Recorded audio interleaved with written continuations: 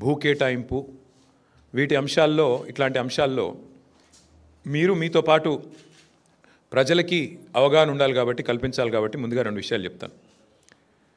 ప్రభుత్వము అందరికీ ప్రభుత్వ రంగంలో ఉపాధి అవకాశాలు కల్పించలేదు కాబట్టి, ఉద్యోగాలు ఇవ్వలేదు కాబట్టి మన పిల్లలందరికీ, ఎందుకంటే ఎవ్రీ ఇయర్ ఇంజనీర్లు అవుతారు, ఎవ్రీ ఇయర్ కొత్త గ్రాడ్యుయేట్లు వస్తారు, ఎవ్రీ ఇయర్ పిల్లలు పాస్ అవుతూనే ఉంటారు. కాబట్టి సహజంగా ప్రైవేటీకరణకు, ప్రైవేట్ రంగంలో పెట్టుబడులకు అన్ని ప్రభుత్వాలు కూడా పెద్దపీట వేస్తాయి, ఆహ్వానిస్తాయి. ఆహ్వానించినప్పుడు ఏం చేస్తాము? ఒక ప్రైవేట్ పరిశ్రమ వచ్చినప్పుడు వారికి రాయితీ మీద భూ కేటాయింపులు చేస్తాం. మార్కెట్లో ఉదాహరణకి ఇప్పుడు మనకు ఎగ్జాంపుల్ చెప్తున్నాను. హైదరాబాద్ నుంచి ఒక 20-25 కిలోమీటర్ల దూరంలో అక్కడ మార్కెట్ విలువ భూమిది ఎకరానికి 20 కోట్లు ఉన్నప్పటికీ మనం ఏం చేస్తామంటే కేవలం 2 కోట్లకో, 1.5 కోటికో రిజిస్ట్రేషన్ వాల్యూ ఎంత ఉంటే అంతకో ఆ పద్ధతుల్లో మార్కెట్ వాల్యూ ఎంత ఉన్నప్పటికీ చాలా రాయితీలు ఇచ్చి మనం జనరల్గా భూ కేటాయింపులు చేస్తాం. అసలు ప్రభుత్వాలు ఎందుకు భూమి కేటాయింపులు చేస్తాయి? ప్రైవేట్ రంగంలో ఉండే పారిశ్రామికవేత్తలకి ఉపాధి కల్పన కోసం, ఉద్యోగాలు ఇస్తారు పిల్లలకి, మన పిల్లలకి మన రాష్ట్రంలో అనే ఉద్దేశం ఒకటైతే, రెండవది కంపెనీ పెట్టినప్పుడు సహజంగానే కంపెనీ ట్యాక్సులు కడుతుంది, రాష్ట్ర ఆదాయం పెరుగుతుంది, ఎకనామిక్ యాక్టివిటీ వస్తుంది. ఈ ఉద్దేశంతో మనం రాయితీలు ఇచ్చి భూ కేటాయింపులు చేస్తాం. ఇది ఈ ప్రభుత్వం ఆ ప్రభుత్వం అని కాదు, స్వాతంత్రం వచ్చిన నాటి నుంచి భారతదేశంలో ప్రతి ప్రభుత్వం, కాంగ్రెస్ ఉన్నా, తర్వాత టీడీపీ ఉన్నా, మొన్నటిదాకా బీఆర్ఎస్ ఉన్నా, ఎవరున్నా పారిశ్రామికవేత్తలకు, ప్రైవేట్ పెట్టుబడులకు స్వాగతం పలకడం అనేది ఒక ఆనవాయితీగా వస్తూ ఉన్నది. అయితే 10 ఏళ్ళు మేము ప్రభుత్వంలో ఉన్నప్పుడు మా దగ్గరికి చాలామంది వచ్చారు. అందులో కొంతమంది బ్రోకర్లు ఉన్నారు, కొంతమంది పారిశ్రామికవేత్తలు ఉంటారు. వాళ్ళు వచ్చి ఏం చెప్తారంటే, సార్ హైదరాబాద్లో మాకు విలువైన భూములు ఉన్నాయి, నాకు నాచారంలో ఒక 10 ఎకరాల భూమి ఉంది, గతంలో ప్రభుత్వమే కేటాయించింది, నేను అక్కడ పరిశ్రమ కూడా ఒక 10 ఏళ్ళు నడిపినా, కానీ ఇప్పుడు పరిశ్రమ మూతబడిపోయింది, ఇప్పుడు ఆ 10 ఎకరాలు నేను ఏమైనా చేద్దామంటే నాకు మరి అది పారిశ్రామిక జోన్లో ఉంది, అక్కడ నేను అపార్ట్మెంట్లు కట్టుకుంటా, నాకు పర్మిషన్ ఇయ్యి అని చెప్పి కొంతమంది బ్రోకర్లు వచ్చారు. నేను చాలా నిర్ద్వందంగా చెప్పిన, అది ప్రజల సొమ్ము, ప్రభుత్వం ఇచ్చిన భూమి అంటే అది ప్రజల సొమ్ము, నీకు అడ్డికి పావు షేర్ ఇచ్చిండ్రు, చాలా తక్కువ రేటుకు త్రోవే ప్రైస్కి నీకు ఇచ్చిండ్రు, ఇస్తే నువ్వు దానిలో పరిశ్రమ నడపాలా, ఉపాధి కల్పించాలా, కల్పించినావు కాబట్టి, కొంత నడిపినావు కాబట్టి నీకు సేల్ డీడ్ కూడా ఇచ్చేసింది గవర్నమెంట్. కానీ ఇవాళ నువ్వు అపార్ట్మెంట్లు కట్టుకొని మొత్తం డబ్బులు నువ్వే మింగుతా అంటే అది చాలా తప్పు. ఎందుకంటే అక్కడ ప్రైవేట్ రంగంలో ప్రైవేట్గా కొనుక్కుంటే అక్కడ 50 కోట్లు ఉంటుంది ఎకరం నాచారంలో. మరి నువ్వేమో ఎప్పుడో 20 ఏళ్ళ కింద తీసుకొని ఇప్పుడు దాన్ని ప్రైవేట్గా మొత్తం నేను మొత్తం గుటకాయ స్వాహా చేస్తా, నాకు మద్దతు ఇవ్వంటే నేను ఇవ్వలేను బాబు అని చెప్పిన. సరే మాకు డబ్బులు ఆఫర్ చేసినారు, చాలా చేసినారు, అట్లా కాదు సార్ మీకు ఇంత ఇస్తాం అంత ఇస్తాం, nothing doing, we will not do this, we will not entertain this అని చెప్పి మేము ఆ రోజు ఎక్కడా కూడా ఇట్లాంటి కన్వర్షన్లకు మేము తావు ఇవ్వలేదు. కానీ ఇవాళ ఎంత పెద్ద భూ కుంభకోణం అంటే ఇవాళ రేవంత్ రెడ్డి ప్రభుత్వం తెరలేపింది సామాన్యమైన భూ కుంభకోణం కాదు. 1 కాదు 2 కాదు, హైదరాబాద్లో చాలా చాలా పెద్ద ఎత్తున మన దగ్గర పారిశ్రామిక వాడలు ఉన్నాయి. ఉదాహరణకి హైదరాబాద్ నడిబొడ్డున అజామాబాద్ ఇండస్ట్రియల్ ఏరియా ఉంటుంది, పక్కనే బాలానగర్, కుకట్పల్లి, జీడిమెట్ల, నాచారం, మల్లాపూర్, ఇంకా చాలా ఉన్నాయి చుట్టూ పారిశ్రామిక వాడలు హైదరాబాద్లో ఓఆర్ఆర్ లోపల బోలెడు ఉన్నాయి. ఎక్కడ కూడా ఇవాళ మార్కెట్లో మీరు చూసినట్టయితే అక్కడ ఎకరం 40-50 కోట్లకు తక్కువ ఎక్కడ ఉండదు, గజాల లెక్కనే ఉంది, ఎకరం లెక్క కూడా లేదు. గజాల చొప్పున 2 లక్షలు, 1-1.5 గజానికి ఈ స్థాయిలోనే ఉంటుంది. ఇవాళ అట్లాంటి భూముల్లో రేవంత్ రెడ్డి ప్రభుత్వం తెరలేపిన కుంభకోణం ఎంత పెద్దది అంటే దాదాపు 9,200 పైచిలుకు ఎకరాలు, దాదాపు 9,300 ఎకరాల భూమి హైదరాబాద్లో. అంటే మీరు సగటున 40 కోట్లు వేసుకున్న ఎకరానికి దగ్గర 4 లక్షల కోట్లు, దగ్గర అంటే 3.5 లక్షల కోట్ల నుంచి 4 లక్షల కోట్ల మధ్యన మార్కెట్ వాల్యూ ప్రకారం.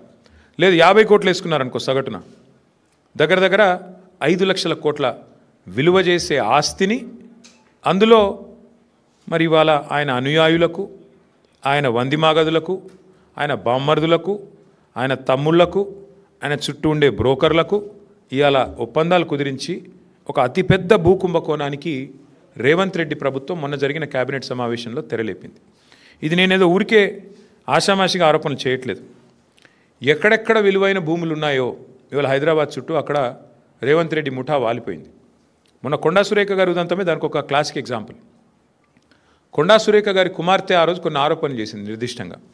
మిగతా ఆరోపణలు పక్కన పెడితే ఒక స్పష్టమైన ఆరోపణ ఆ రోజు చేసింది. అమ్మాయి మంచిరేవులలో ఒక భూమి ఉంది, ఆ భూమిలో రేవంత్ రెడ్డి గారి బ్రదర్ కన్నుబడ్డది.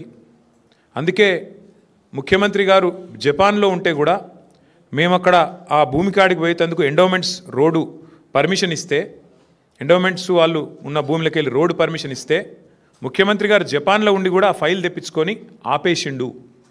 అంటే ఒక రియల్ ఎస్టేటు దందా చేసేవాడు ముఖ్యమంత్రి అయితే ఏమవుతుంది అంటే ఒక ఇది అవుతుంది. ఇలా ఆయన ఆలోచన అంతా కూడా భూముల చుట్టూ, భూమి చుట్టే పరిభ్రమిస్తూ ఉన్నది. ఇవాళ జరుగుతున్నది ఏంటి అంటే పక్కన బుద్వేల్లో మూసీ ప్రాజెక్టు పేరు మీద అక్కడ కుంభకోణం, అట్లాగే మెట్రోలో భూమి మీద కన్నేసే మెట్రో CFOని బెదిరించి L&Tని మెట్రోలోకి వెళ్ళి ఎలగొట్టిండు. ఒకటి రెండు కాదు నేను చెప్పేది, ఉదంతాలు మీరు చూడండి, ఒక ప్యాటర్న్ చూడండి. సెంట్రల్ యూనివర్సిటీ భూముల మీద కన్నేసి అక్కడ విద్యార్థుల మీద అక్కడ అసలు మొత్తం బుల్డోజర్లతో అర్ధరాత్రి పోయి మొత్తం 400 ఎకరాల మీద కన్నేసి అక్కడ అరాచకం చేసిండు. అప్పుడు సుప్రీంకోర్టు ఆపింది.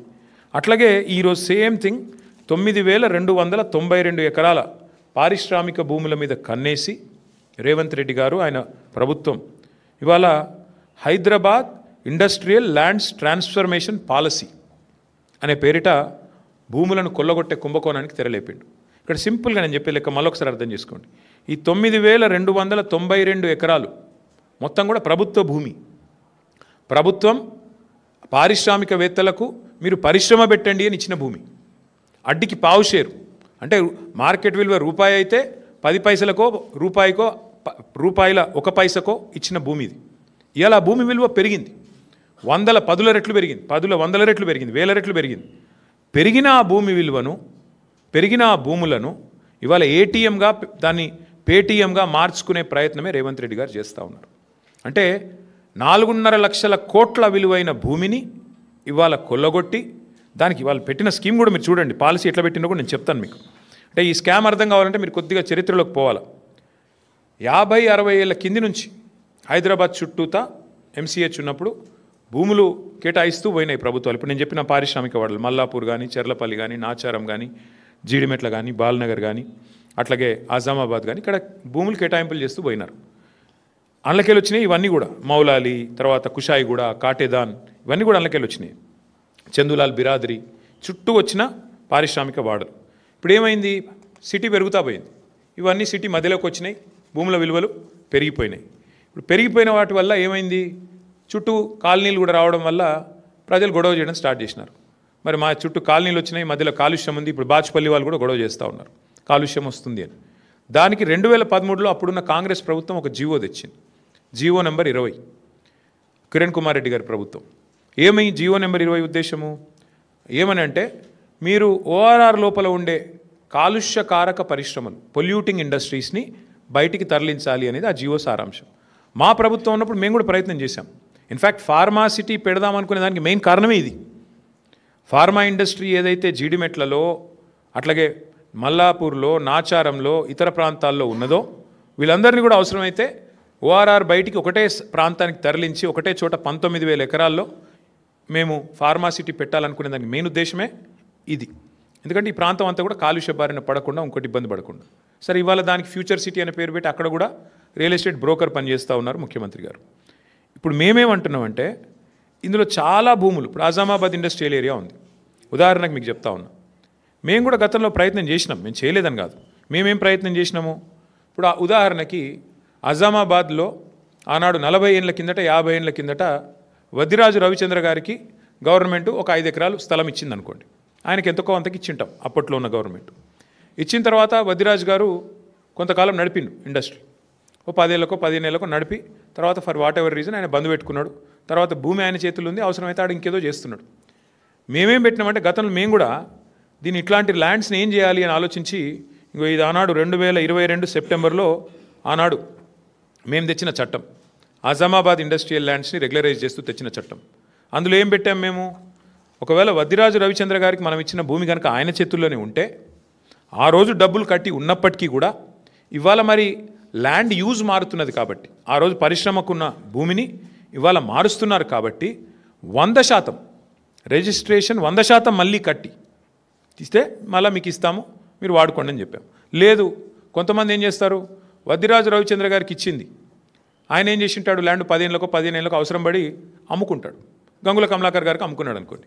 ఇప్పుడు గంగుల కమలాకర్ గారి చేతిలో ఉందనుకో ఆ భూమి, ఎగ్జాంపుల్ చెప్తున్నా, మీరు సీరియస్ తీసుకున్నారు.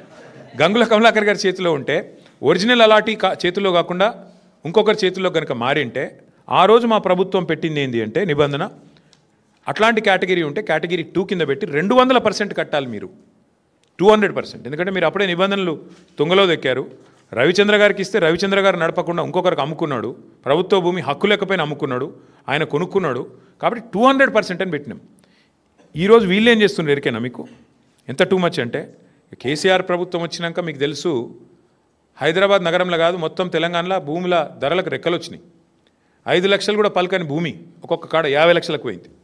10 రెట్లు, 20 రెట్లు, 30 రెట్లు పెరిగిన భూములు ఎన్నో ఉన్నాయి తెలంగాణ వ్యాప్తంగా. ఆదిలాబాదు, నారాయణఖేడు, ఈ మూల ఆ మూలని కాదు, అలంపూరు, గద్వాల, అంతటా భూముల ధరలు పెరిగినాయి. ఇవాళ రేవంత్ రెడ్డి గారు ఏం చేస్తున్నారంటే, ఆయన ప్రభుత్వం ఏం ఆలోచన, ఎంత పెద్ద కుంభకోణం అంటే ఇదేం పాలసీ అంటే తెలుసా మీకు, ఈ 9292 ఎకరాలు వీళ్ళు ఏం చేస్తారట అంటే, మా గవర్నమెంట్లో మేమున్నప్పుడేమో 100% SRO రేట్ చెల్లించాలా ఒరిజినల్ అలాటీ చేతిలో ఉంటే, ఒరిజినల్ అలాటీ చేతిలో కాకుండా ఇంకోరి చేతికి పోతే 200% అని పెడితే, రేవంత్ రెడ్డి ఏమంటున్నాడు, కేవలం అప్లికేషన్ పెట్టుకుంటే వారం రోజులనే పర్మిషన్ ఇస్తారట. ఏది, TS ఐపాస్ లెక్క, అర్జెంటుగా డబ్బులు కావాలి కాబట్టి, అర్జెంటుగా లూట్ చేయాలి కాబట్టి వారం రోజుల్లో పర్మిషన్, మరొక వారం రోజుల్లో స్పెషల్ CS ఆధ్వర్యంలో కమిటీ అప్రూవల్.